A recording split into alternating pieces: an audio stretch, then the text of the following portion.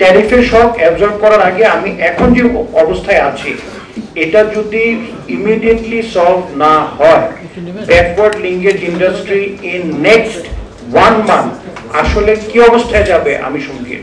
আমি বিটিএম এর power and energy উইংটা lead করি, এই ব্যাপারে আমরা অনেক দেনদর বা কান্নাকাটি করছি, বাট আপাত দৃষ্টিতে আমি কোন রকম ডেভেলপমেন্ট দেখতেছি না।